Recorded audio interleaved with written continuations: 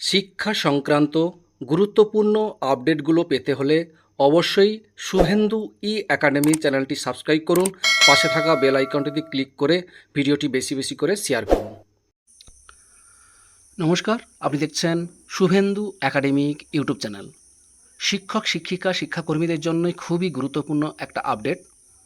কয়েকদিন আগে মুখ্যমন্ত্রী ঘোষণা করেছিলেন যে মে মাস থেকে 4% ডিএ যে ঘোষণা করা হয়েছিল বাজেটে, তার পরিবর্তে এপ্রিল মাস থেকে দেয়া হবে।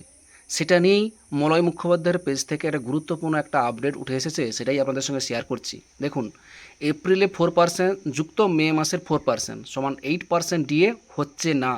দেখুন, অর্ডার হলো না, তাই এপ্রিল মাস থেকে 4% যুক্ত মে মাসের 4% সমান 8% ডিএ মে মাসের বেতন ও পেনশনে কর্মীরা তা পাবেন না। পূর্বের ঘোষণা মতো বাজেটে এবার শুধুই 4% মে থেকে ঘোষিত ডিএ বেতন এবং পেনশন কর্মীরা হাতে পাবেন। মাননীয়ার বার্তার কোনো গুরুত্বই অর্থ দপ্তরকে নিতে দেখা গেল না। তিনি গত 16/5/2024 বলেছিলেন, ঘোষিত 1 মে থেকে দেয় যে 4% ডিএ কর্মীরা এপ্রিল মাস থেকে হাতে পাবেন।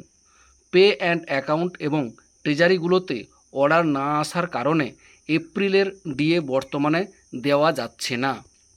ভবিষ্যতে কি হবে তা বলতে পারছি না। এই গুরুত্বপূর্ণ বার্তা দিয়েছেন মলয় মুখোপাধ্যায়। এবং আপনাদেরকেও বলে রাখি যে মে মাসে কিন্তু এপ্রিলের বর্ধিত ডিএ পাচ্ছেন না, কারণ এখনও ট্রেজারি থেকে কোনো খবর নেই, মেসেজ আসেনি।